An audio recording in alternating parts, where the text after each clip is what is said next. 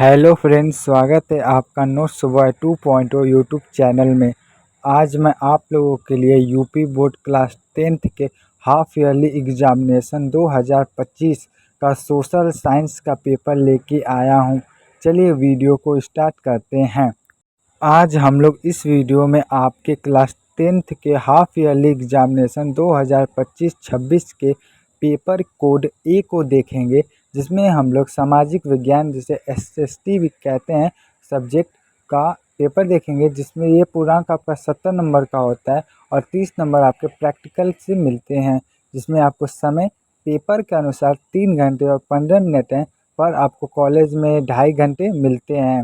Video को start करने से पहले मैं आपको बता देना चाहता हूं कि मैंने इससे पहले आपके क्लास 10th के हिंदी, इंग्लिश, मैथ और साइंस के पेपर का वीडियो बना दिया है, जिसका लिंक आपको हमारी इस वीडियो के डिस्क्रिप्शन में मिल जाएगा। आप यहां से जाकर देख सकते हैं, नहीं तो हमारे यूट्यूब चैनल पर जाकर देख सकते हैं। आज हम लोग इस पेपर में आपको बताएंगे कि कैसे कैसे क्वेश्चन पूछे जाते हैं। सबसे पहले तो आपको सामान्य निर्देश दिए गए। पहला है सभी प्रश्न अनिवार्य है, ये तो सभी पेपर में होता है। दूसरा है प्रारंभ के 15 मिनट परीक्षार्थियों को प्रश्न पत्र पढ़ने के लिए निर्धारित है, मतलब स्टूडेंट को 15 मिनट पहले प्रश्न पत्र पढ़ने के लिए अनुमति दी जाती है। उसके बाद तीसरा है यह प्रश्न पत्र 2 खंडों में अ एवं ब में विभाजित है। खंड अ में 20 अंक के बहुविकल्पी प्रश्न हैं, जिनका उत्तर आपको ओएमआर शीट पर दिया जाना है। मतलब आपका पेपर 2 खंडों में विभाजित है, अ और ब, जिसमें अ में आपको बहुविकल्पी प्रश्न और ब में आपके वर्णनात्मक प्रश्न पूछे जाते हैं। उसका चौथा निर्देश है ओएमआर शीट पर उत्तर अंकित किए जाने के पश्चात उसे उसे काटे ना और इरेजर एवं वाइटनर आदि का प्रयोग न करें। मतलब ओएमआर पर जब एक बार गोला कर दिया तो उसको ना आप इरेज कर सकते हैं, ना वाइटनर ही लगा सकते हैं। उसके बाद पांचवा खंड है आपका खंड ब में 50 अंकों का है, मतलब खंड ब आपका 50 अंक का है और खंड अ आपका 20 अंकों का है। इसमें आपका खंड ब वाले में इसमें वर्णात्मक 1, वर्णात्मक 2 एवं मानचित्र संबंधी 2 प्रश्न हैं। मतलब आपके वर्णात्मक 1 और वर्णात्मक 2, मतलब खंड ब डिवाइड है, उसमें है प्रत्येक प्रश्न के लिए आपको निर्धारित अंक उसके सम्मुख अंकित हैं। मतलब इसका यही कहना है कि आपके सभी प्रश्नों के आगे वो कितने नंबर के प्रश्न हैं ये अंकित किए गए हैं। उसके बाद 6 नंबर की मतलब निर्देश है आपके लिए, दिए गए मानचित्र को उत्तर पुस्तिका में मजबूती से साथ संलग्न करना अनिवार्य है, मतलब आवश्यक है। मतलब मानचित्र आपको जो मिलेगी उसको अपने कॉपी में अच्छे से बांध दीजिएगा, क्योंकि वो कहीं गिरे ना। उसके बाद 7 नंबर है दृष्टिबाधित परीक्षार्थियों के लिए मानचित्र कार्य के स्थान पर अलग से प्रश्न लिखने के लिए दिए गए हैं। मतलब जो दृष्टिबाधित, मतलब जिसे नेत्रों से थोड़ा दिक्कत है, जिसको ग्लासेस लगाते हैं, उसके लिए अलग से प्रश्न दिए गए हैं, जो सिर्फ आपको मानचित्र में दिए गए हैं और किसी के लिए नहीं। मतलब वर्णनात्मक प्रश्न में आपको करना है, सिर्फ आपके लिए मानचित्र के लिए अलग से प्रश्न दिए गए हैं। ये हो गया पेपर। उसके बाद मैं आपको पहले ही बता दूं कि ये हमारे ज़िले में हुआ एक सामाजिक विज्ञान का पेपर है। आप अपने ओर से तैयारी करके जाइए, क्योंकि ये एक मॉडल पेपर है। हमारे ज़िले में ऐसा क्वेश्चन है।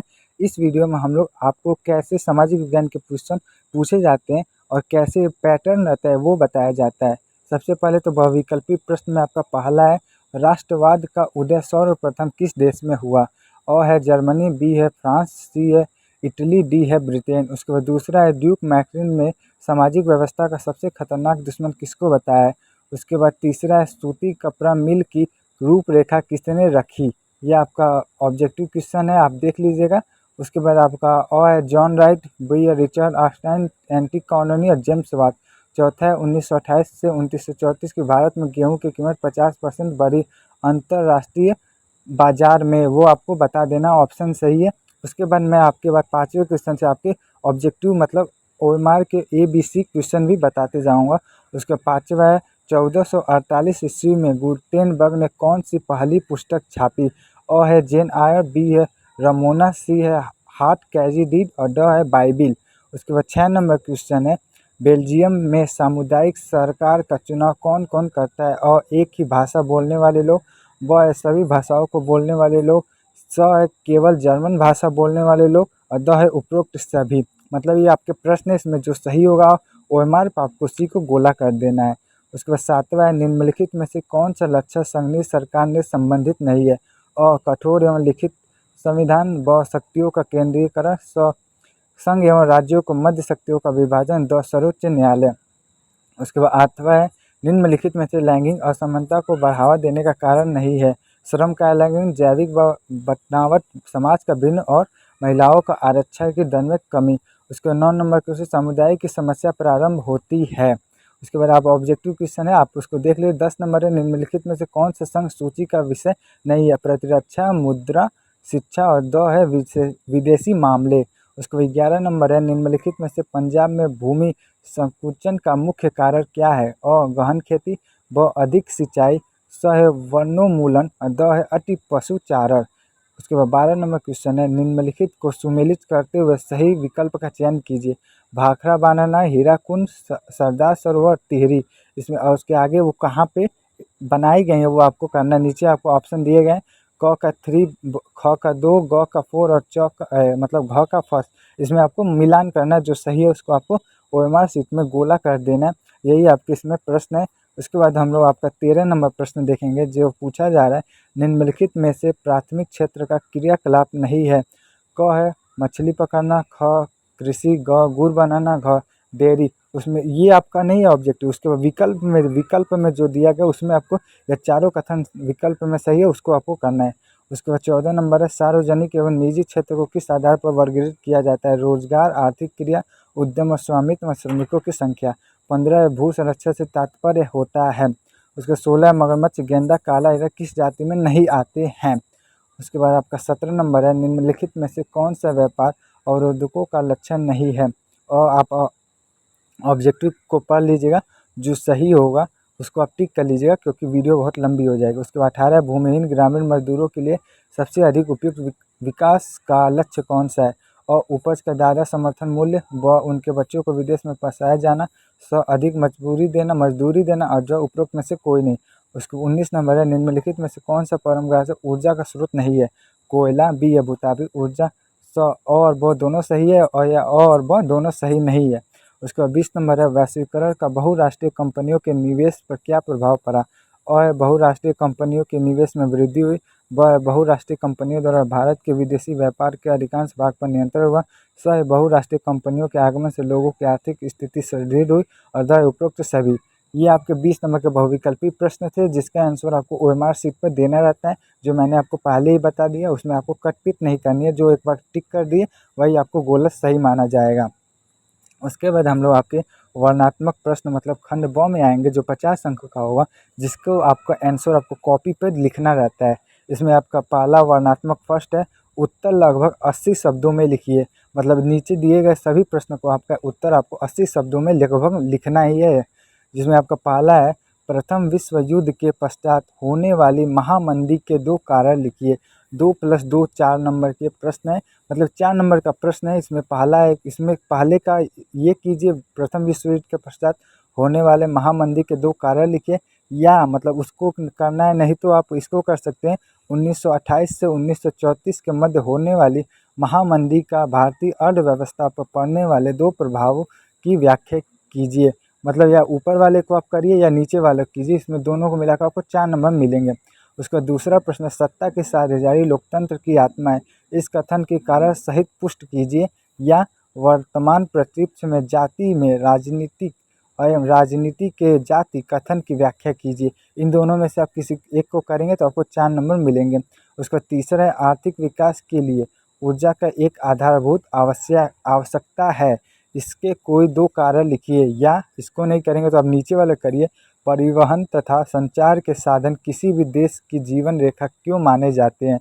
2 कारण लिखिए। या आप ऊपर वाला कीजिए तीसरा नंबर में, या नीचे वाला कीजिए, दोनों में से किसी एक को करेंगे तो आपको 4 नंबर मिलेंगे।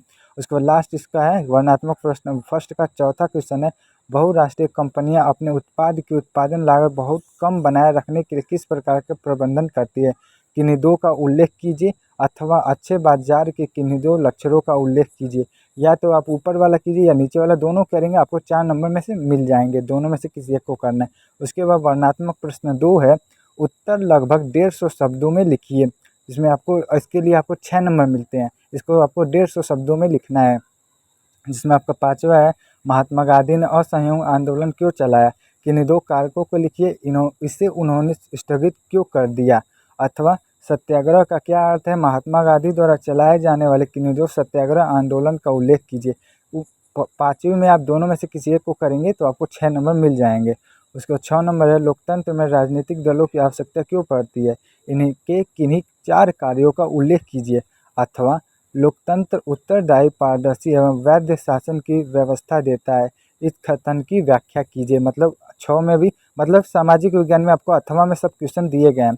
उसके 7वां है, मृदा अपरदन क्या होता है? क्या क्या अर्थ है? मृदा अपरदन पर भूमि पर पड़ने वाले 2 प्रभावों का वर्णन कीजिए। अथवा भारत में पाए जाने वाले मोटे अनाजों का उल्लेख कीजिए, इनकी पैदावार बढ़ाने के लिए क्या क्या उपाय किए जा सकते हैं? किन्हीं दो का उल्लेख कीजिए। आप 7वां में मृदा अपरदन वाले को लिख सकते हैं, नहीं तो भारत में पाए जाने वाले मोटे अनाजों का उल्लेख कीजिए। किन्हीं दो को लिखेंगे, किन्हीं दोनों में से एक को लिखेंगे तो आपको 6 नंबर मिलेंगे। उसके बाद 8 नंबर है, असंगठित क्षेत्रफल के श्रमिक सामाजिक भेदभाव के शिकार हैं, इनके 3 कारण लिखिए। या दिया गया मानव विकास सूचकांक क्या है? मानव विकास को नापने वाले प्रमुख अवयवों की वर्णना कीजिए। मतलब 8 नंबर में आपको 2, मतलब एक के आगे देखिए 2 + 2 + 2, मतलब 3 कारक है, एक कारक लिखेंगे तो आपको 2 नंबर मिलेंगे। ऐसे ही मानव विकास सूचकांक 2 नंबर उस पर मिलेंगे, और अवयवों को उनको लिखेंगे तो 4 नंबर उस पर मिलेंगे। इसीलिए आपको कट वाइज दिया गया है 2 + 2 + 2, मतलब जितना कारक लिखेंगे, 4 कारक कह रहा है तो 4 कारक आपको लिखना पड़ेगा, नहीं तो आप 2 कारक लिखेंगे तो 2 ही कारक का आपको नंबर मिलेगा। उसके बाद वो तो ख़त्म हो गया। उसके बाद हम लोग मानचित्र देखेंगे, मानचित्र संबंधी प्रश्न। इसमें 9 नंबर है, निम्नलिखित स्थानों को भारत के रेखा मानचित्रों में चिन्ह द्वारा नाम सहित दर्शाइए। सही नाम व सही अंकन हेतु 1.5, मतलब 1/2 + 1/2, मतलब 1 नंबर निर्धारित है।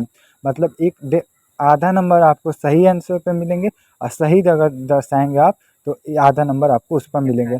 इसमें क है, वह नगर जहाँ जालियांवाला बाग का हत्याकांड हुआ था। ख है, वह स्थान जहाँ गांधी जी ने सर्वप्रथम नमक कानून तोड़ा। ग है, वह स्थान जहाँ नील की खेती करने वाले किसानों ने आंदोलन किया। घ है, वह स्थान जहाँ सूती मिल श्रमिकों ने सत्याग्रह किया। अंग है, वह स्थान जहाँ दिसंबर 1920 में भारतीय राष्ट्रीय कांग्रेस का अधिवेशन हुआ। मतलब सही आंसर लिखेंगे तो आपको उसी पे मिलेंगे। उसके बाद आगे नंबर दिया ही है, तो सही होगा तो आधा नंबर, और सही जगह मानचित्र में करेंगे तो आधा नंबर। केवल दृष्टिबाधित परीक्षार्थियों के लिए मानचित्र कार्य में विकल्प के रूप में, मतलब जो दृष्टिबाधित है उसके लिए नीचे दिए गए हैं निर्देश, निम्नलिखित प्रश्नों का उत्तर अपनी उत्तर पुस्तिका में लिखें, मानचित्र का प्रयोग न कीजिए। इसमें पहला है, जालियांवाला बाग हत्याकांड किस नगर में हुआ? गांधी जी ने नमक कानून किस स्थान पर तोड़ा? तीसरा है, नील की खेती करने वाले किसानों ने किस स्थान से आंदोलन प्रारंभ किया? चौथा है, सूती मिल श्रमिकों ने कहाँ सत्याग्रह किया? पाँचवा है, दिसंबर 1920 में भारतीय राष्ट्रीय कांग्रेस का अधिवेशन किस स्थान पर? ऊपर वाला ही क्वेश्चन है, पर आपके लिए मानचित्र कार्य नहीं है, मतलब आपका क्वेश्चन वही है, सिर्फ आपको मानचित्र कार्य पे नंबर नहीं मिलेंगे, मतलब आपको मानचित्र कार्य करना ही नहीं है। जिसकी बाजित नहीं है उसको मानचित्र कार्य करना है, आपको सिर्फ आंसर अपने उत्तर पुस्तिका में लिख देनी है, मतलब मानचित्र कार्य। उसके बाद क का ये सही है तो आपको 1 नंबर मिल जाएंगे। उसके बाद आपका मानचित्र कार्य, मतलब एक और है, 10 नंबर क्वेश्चन है। 10 नंबर क्वेश्चन है आपका, निर्देश दिए गए भारत के मानचित्र में निम्नलिखित को दर्शाइए। पहला, पश्चिम बंगाल एक राष्ट्रीय उद्यान चिन्ह द्वारा, मतलब उसका आयत बनाकर उसको चिन्हित करना है। उसके बाद दूसरा है, नर्मदा नदी पर बना बांध चिन्ह द्वारा नाम सहित उसको लिखिए। उसके बाद तीसरा है, महानदी चिन्ह द्वारा नाम सहित। चौथा है, झारखंड का एक कोयला क्षेत्र गोले के द्वारा चिन्ह सहित कीजिए।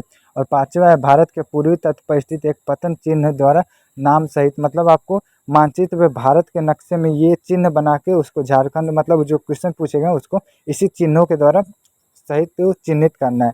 उसके बाद केवल दृष्टिबाधित परीक्षार्थियों के लिए निम्नलिखित कार्य के विकल्प के रूप में निर्देश दिए गए हैं आपको। निर्देश, निम्नलिखित प्रश्नों के उत्तर अपने उत्तरिका पुस्तक में लिखिए। मानचित्र का प्रयोग इसमें भी आपको नहीं करना है। पहला, पश्चिम बंगाल के एक राष्ट्रीय उद्यान का नाम लिखना है। दूसरा, नर्मदा नदी पर बने बांध का नाम लिखिए। तीसरा, उत्तर भारत की एक नदी का नाम लिखिए। चौथा है, झारखंड प्रांत की एक कोयला खान का नाम लिखिए। और पांचवा है, भारत के पूर्वी तट पर स्थित एक पंतन का नाम लिखिए। मतलब ये आपको दृष्टिबाधित परीक्षार्थियों के लिए, इसमें आपको मानचित्र कार्य नहीं दिया गया है, इसमें आपको क्वेश्चन पूछेगा उसका आपको नाम लिखना है। जो लोग मानचित्र कार्य किए हैं वो अपने उत्तर पुस्तिका में उसे अच्छे से बांध कर जमा करेंगे, क्योंकि मानचित्र कहीं भी गिर जाती है।